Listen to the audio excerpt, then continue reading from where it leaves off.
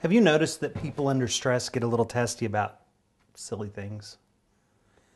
Like, have you ever been visiting with a family in the ICU and there's machines all over the place, beeping and flashing and dripping, and there's tubes in their mouth to breathe, and over in the corner is a crash cart, and the patient's laying on the bed and just hanging on just by a little thread.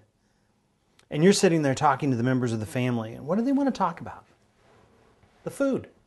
I can't believe it. We ordered lemon jello, they brought in orange jello. The meatloaf has no flavor at all. I mean, why? The least they could do is serve it with ketchup. Coffee. The coffee is the worst. Came lukewarm, it's probably decaf. Beep, beep, beep, drip, drip. Life holding on by a thread. Let's complain about the food.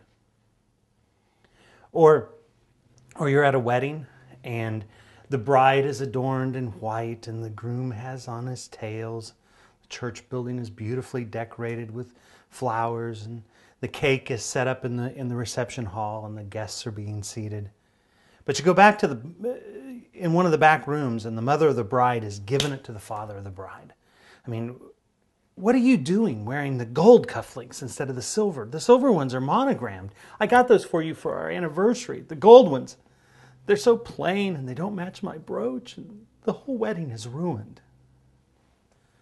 Seriously? The bride is ready to walk down the aisle. Who cares about cufflinks?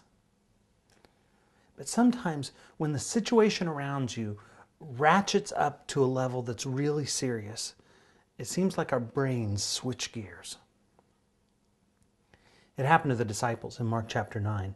They're traveling through Galilee with Jesus, and he said to his disciples, "The Son of Man is to be delivered up into the hands of men, and they will kill him, and when he has been killed, he will rise in 3 days." I would say that ratchets it up a little bit. Mark tells us that the disciples did not understand what Jesus was talking about, but they were afraid to ask him. They were afraid because he's told them this several times, and they still haven't gotten it. And they don't want to look stupid. They don't want to ask again. But Jesus just keeps bringing up this very touchy subject. He's going to die. So what do the disciples do? They start to bicker about something else. They begin to bicker about who's the greatest. Who has the most faith here? I mean, who do you think is Jesus' favorite? Who's healed the most, do you think? Who's cast out the most demons? Who's taught the most? Who's the best public speaker? Who has the coolest toga? In the face of Jesus' pending death, they're ready to jockey for position to see which one of them is the best. They're sitting in the ICU picking apart the food. They're bickering about cufflinks at the wedding of their daughter. Now, I don't know if they expected it to be this intense. I mean, yes, it's discipleship, and yes, it's supposed to be hard, and yes, it's had its tense moments, Pharisees, scribes, all that stuff. But a person can get used to the day-to-day rhythm of discipleship. But all this talk about death has just ratcheted it up another notch. And when it does, out comes the controversy. Who's the greatest? I wonder if in times of great stress, we don't revert to what we're most comfortable with. That's why alcoholics and drug addicts have to be really careful when times get tense, whether you're talking about their family or work, whatever, because they'll go back to what they know best. They'll deal with things the way they've always dealt with them. They'll go back to what's easy. Discipleship is not easy. That's the point of Mark 8 discipleship that we've been talking about. It's denying yourself, taking up your cross, and following Jesus. And it's going to be difficult. So what's our default position? When times get tough, what do we fall back on? When the stress comes in the ICU, is your default position griping? When the stress of the wedding comes out, Do you see cracks in the foundation of your marriage? Jesus was seeing the default positions of the disciples, and he called them on it. He told them, this kingdom is about being a servant, and it's not about demanding that you're treated like a king. Our default positions as people is not the kingdom. And if we're going to follow Jesus, then we have to make a conscious choice to do so. We have to deny ourselves. You know, it's easy to hate those who hate us. And it's easy to be catty with those who are catty to us. It's easy to fly on autopilot. It's easy to operate from our default positions.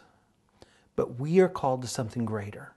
We are called, we have to choose to love. That's why it's called denying ourselves. It's easy in life to work to accumulate as much stuff as you can. It's easy to pile up money in the bank. It's easy to look out for ourselves. It's easy to fly on autopilot. It's easy to operate on default. But we are called to something greater. We have to choose to be generous. And it's difficult. That's why it's called denying ourselves. It's easy to make ourselves out to be the greatest. It's easy to think of ourselves as the best. It's easy to operate on default positions. But we, you and I, are called to something greater. And we have to choose to be servants. And that's not easy. That's why it's called denying ourselves. It's not our default position. And let's not forget what it is that's before us. It's Jesus. And the work that we do denying ourselves, however difficult it seems at the time, are really only small steps behind Jesus. And we are a part of the kingdom of God. And we cannot forget, this is a kingdom where Jesus, the one we follow, is killed, and 3 days later he rises from the dead. This is a kingdom where death is defeated. It's a kingdom where life prevails. And I know it's tough. I know it's tough to be, and you're tempted to go back to those self-centered default positions. I know it's easy to click back and complain. I know it's easy to go back, but we are called to a higher calling. We are called to be servants of the Most High God. And being the greatest, even if it means we're a king in our own little circle, doesn't compare to being a servant in God's kingdom.